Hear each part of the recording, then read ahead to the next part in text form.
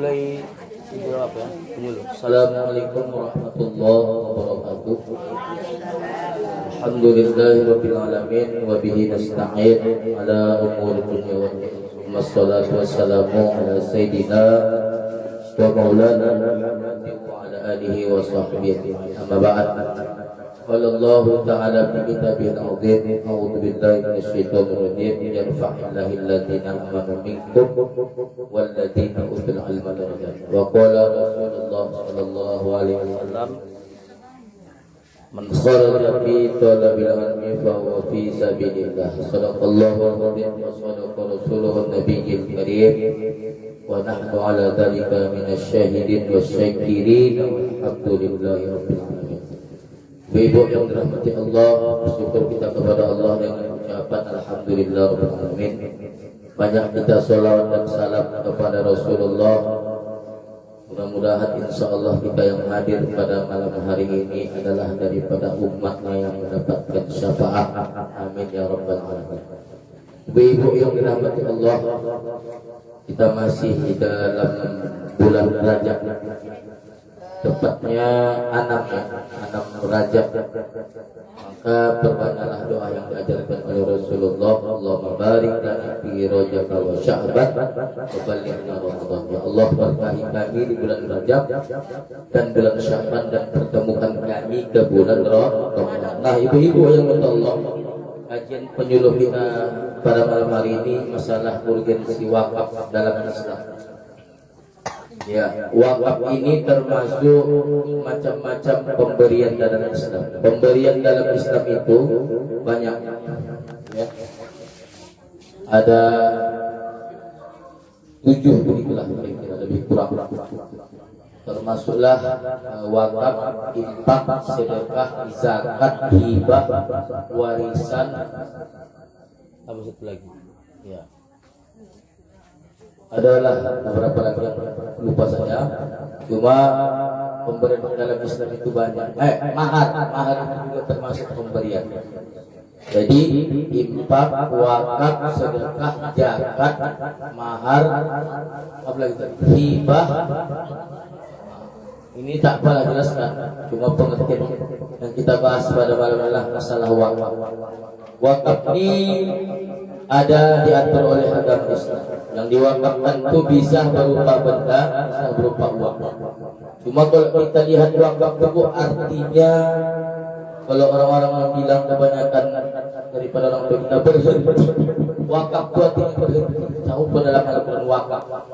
Harta yang kita berikan kepada orang, baik itu berupa uang ataupun benda itu bisa saja tanah atau barang, apalagi rata-rata kebanyakan orang wakaf tanah untuk sekolah, untuk bangun masjid, untuk buat mushola atau tempat-tempat rumah Quran, begitu tanah maupun rumah. Maka berhenti artinya apa? Tak boleh nanti suatu ketika dituntut lagi. Maka wakaf itu artinya berhenti. Jangan coba-coba wakaf, karena kita sudah serahkan itu semua urusannya kepada Allah. Dan insya Allah kita pun dapat pahala wakaf. Maka wakaf itu dianjurkan dalam Islam dalam rangka untuk membantu syiar Islam, termasuk pembangunan masjid, rumah ibadah umat Islam, membangun sekolah, madrasah, membangun rumah sakit. Dan ibu bayangkan wakaf itu mesti membangun masjid, bisa juga membangun rumah sakit Islam. Jangan lagi kita berobat ke rumah sakit non-muslim. Kalau bisa Islam itu punya rumah sakit, punya klinik, punya usaha, punya balai pertemuan.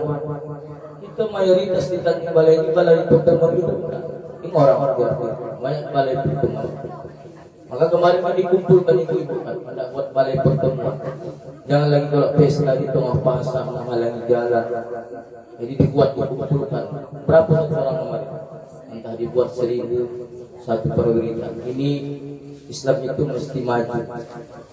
Islam itu mesti berkembang dan begitu saja.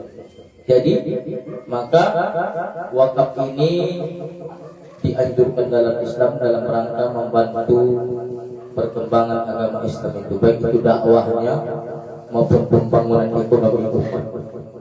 ibu-ibu yang dirahmati Allah Subhanahu wa taala. Oleh karena itu di dalam Al-Qur'an atau di dalam hadis-hadis dijelaskan, termasuk dalam surah Al-Imran ayat 92 yang kira-kira maknanya adalah kamu sekali-kali tidak sampai kepada kebajikan yang sempurna sebelum kamu menafkahkan sebagian harta yang kamu cintai. Dan apa saja yang kamu nafkahkan maka sesungguhnya Allah. Jadi Bu, jangan kita katakan kita ini orang yang cinta kepada Allah, tapi belum pernah kita sekalipun dalam hidup kita ini memberikan wakaf, infak, sedekah ya kepada orang-orang yang membutuhkan. Seterusnya di dalam hadis Rasulullah dikatakan apabila seorang meninggal dunia terputuslah amal. Idza mata ibnu Adam qata amaluhu illa min talas. Apabila mati anak cucu Adam terputus amal kecuali 3 hal. Yang pertama, shadaqatun zariyah, sedekah yang terus pahalanya mengalir walaupun kita sudah berada di balik papan, di kuburan.